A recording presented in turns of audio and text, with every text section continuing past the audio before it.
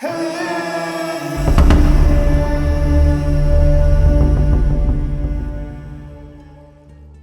Veil of Midnight.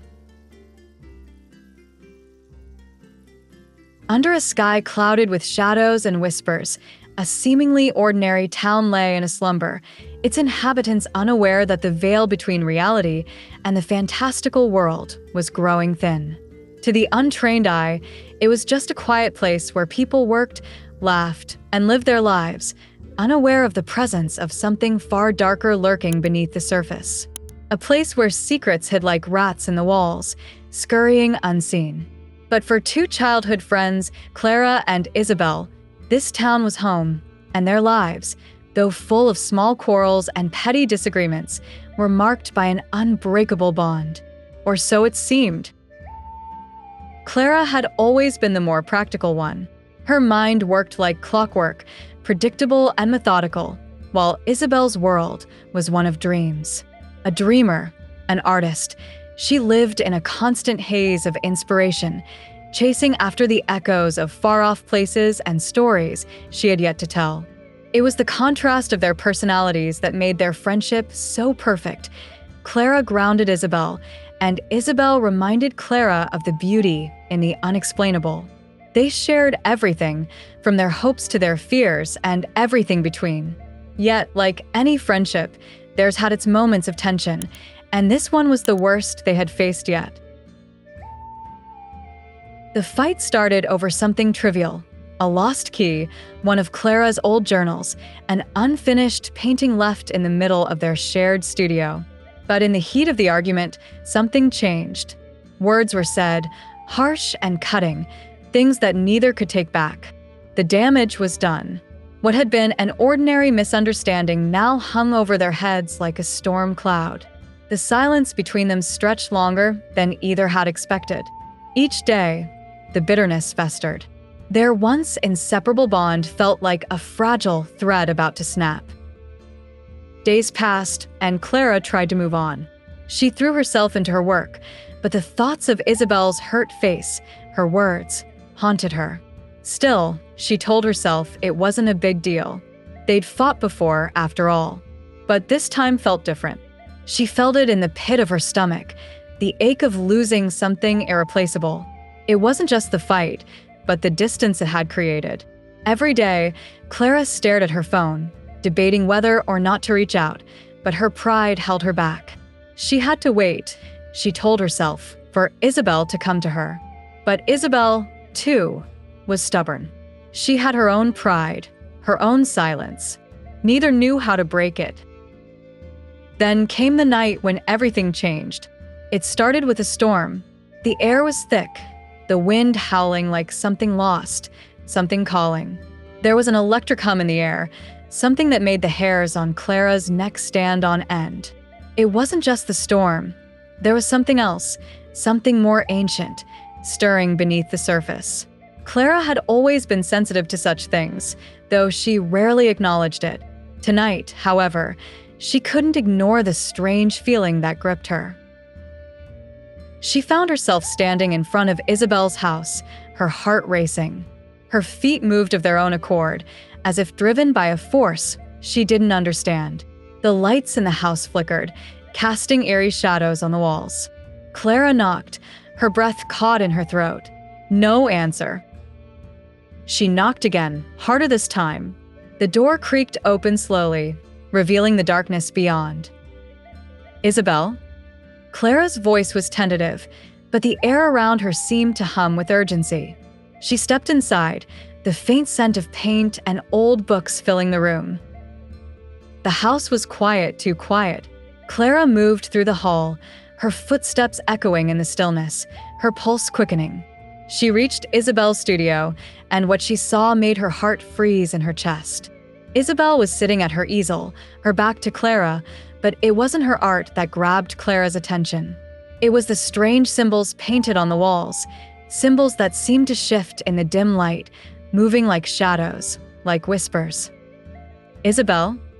Clara said again, her voice shaking. Isabel turned slowly, her eyes wide and glazed, as if she was seeing something far beyond Clara. "I've found it, Clara." The door. "The way in," Isabel whispered, her voice barely audible over the wind outside. "I can finally see it. I can finally see the truth." Clara's heart pounded in her chest. "The truth? Isabel, what are you talking about? What is this?" Isabel smiled, but it wasn't the smile Clara knew. It was something otherworldly. "The veil," Isabel murmured, "the veil that separates us from what lies beyond. I've opened it. I've crossed over." Clara didn't understand. She reached out to Isabel, but as she touched her friend's shoulder, a surge of cold energy shot through her. She stumbled back, her breath catching in her throat. Isabel's eyes were now black, the whites of her eyes completely gone, replaced by endless darkness. "You don't belong here," Isabel said, her voice now twisted foreign. "You never did." Clara's mind raced. What had Isabel done? What had she unlocked? She backed away, her eyes searching for anything to explain what was happening. And then she saw it, the doorway, the portal, a crack in reality itself, pulsating with a strange, otherworldly glow. Before Clara could react, a figure stepped out of the portal. It was tall, its face obscured by a shadowy veil, but Clara could feel its presence. It was the thing Isabel had been chasing, the thing from her dreams, the thing that had been waiting on the other side, the thing that had been waiting for her. Clara's heart hammered in her chest. She had to stop this. She had to save Isabel. But how? Suddenly, everything went black. When Clara awoke, she was lying on the floor of Isabel's studio, the storm outside now eerily silent. The portal was gone. The symbols had disappeared. Isabel was gone, too. There was no trace of the strange, dark figure, no sign that anything out of the ordinary had ever occurred. But Clara knew better. She knew what she had seen. The line between reality and fantasy had been torn, and Isabel had crossed it. Clara's breath caught in her throat as the memories flooded her mind. The words Isabel had said, the darkness in her eyes, the portal that had taken her. Clara stood up slowly, her hands trembling. She needed to find Isabel. She needed to bring her back. The storm had passed, but Clara knew the night wasn't over.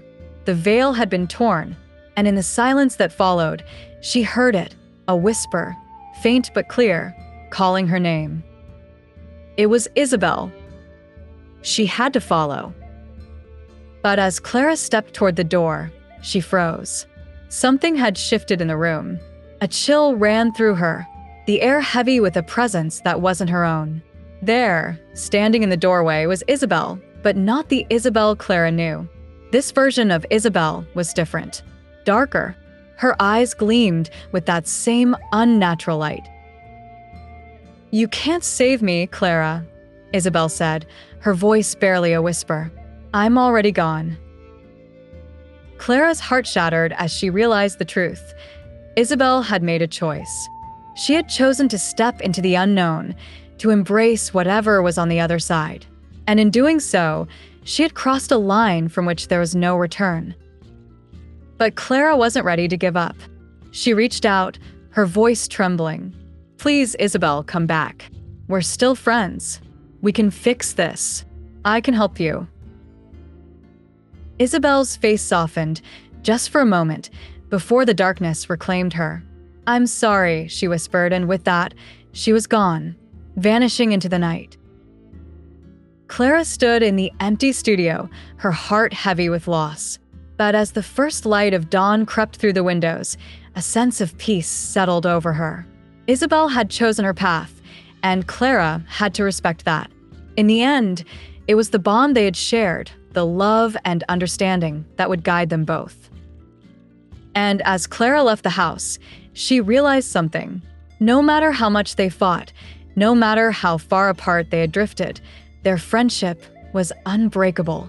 Because the love they had for each other transcended time and space, and no matter what mysteries lay ahead, their connection would always be there. The veil between the real and the imagined had been torn, but it was love, pure and true, that would guide them back to each other, even if they could never be together in the same world again. And as Clara walked away, she felt a whisper of wind at her back, a whisper that said, "Thank you." The storm had passed, but the journey had just begun.